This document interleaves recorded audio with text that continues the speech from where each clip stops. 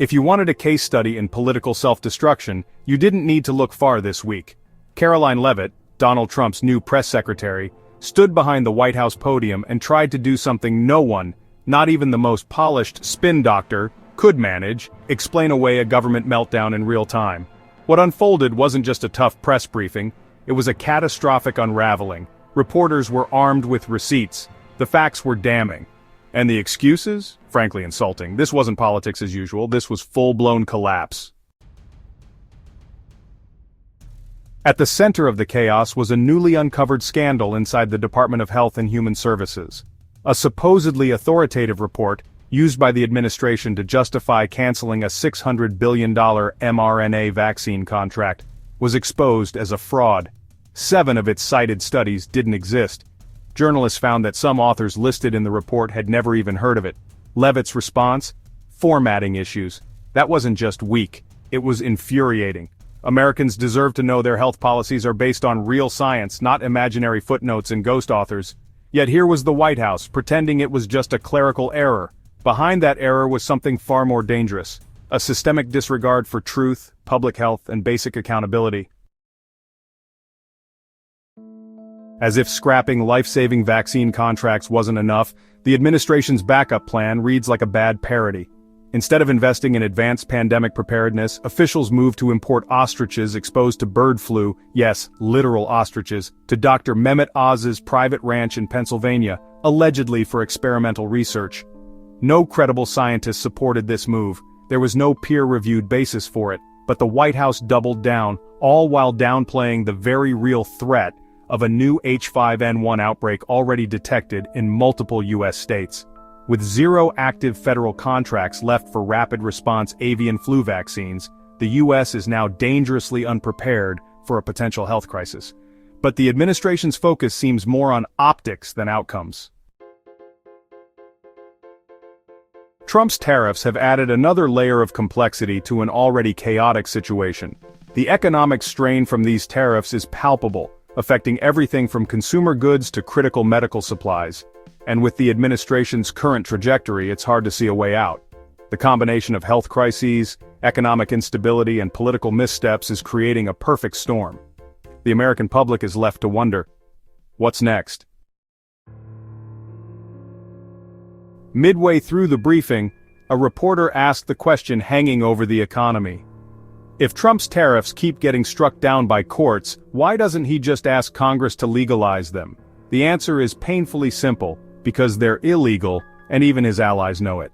Just weeks ago, a federal court panel, including a Trump-appointed judge, ruled unanimously against the America First tariff blitz, calling it unconstitutional and economically reckless. This program had imposed sweeping tariffs on imports from Mexico, Vietnam, and Canada, leading to price hikes across groceries, auto parts, and basic consumer goods. The aftermath was brutal. Markets tanked, small businesses cried foul, and even GOP donors began to privately grumble. Trump could seek legislative authority for these moves, but doing so would require transparency, negotiation, and facing a Congress that increasingly sees his policies as political liabilities. Before we dive deeper, if you're into this kind of breakdown, give the video a like, subscribe for more, and let me know your opinion in the comments below. Thanks for watching. Now, on with the video. Then came the Elon Musk moment. CBS reporter Weijia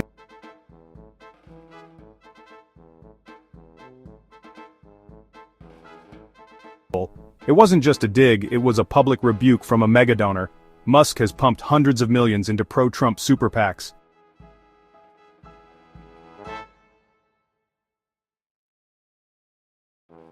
Administration, especially over tariffs that hurt Tesla's supply chain and the DOJ's scrutiny of space.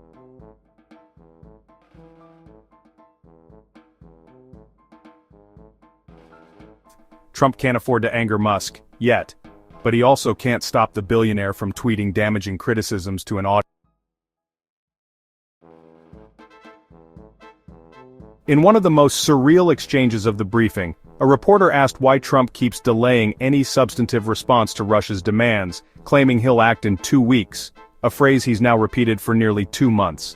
It's déjà vu for anyone who remembers his first term, when he would delay action on sanctions, military strategy, or policy rollouts with the same vague 2 weeks excuse.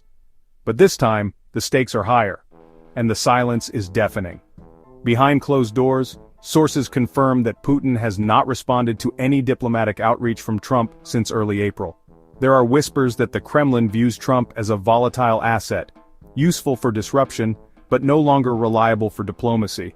For a man who built his political brand on strength, dominance, and global deal-making, being ghosted by a dictator he once praised is a humiliation that can't be spun away. All of these crises might seem like isolated fumbles, but together, they paint a picture of a government in chaos. You have a public health agency publishing fake science, a president pushing illegal tariffs, a billionaire donor publicly breaking ranks, a foreign adversary brushing off American diplomacy, and a press secretary forced to stand in the middle, offering excuses no one believes. Leavitt may be the face behind the podium, but she's not the problem. The real issue is systemic. A White House governed by conspiracy thinking, loyalty tests, and improvisation rather than strategy, ethics, or law. This wasn't just a bad news cycle. This was the moment the cracks became impossible to ignore. Even Trump's staunchest supporters are struggling to justify what they saw. A press secretary dodging real questions about lies, law-breaking, and policy failures that are costing lives, jobs, and trust. It's getting harder to pretend this is all part of some grand plan. It's looking more like a man and a movement that's lost the plot. And Caroline Leavitt, she just had to stand there and smile while it all came crashing down. Thanks for watching.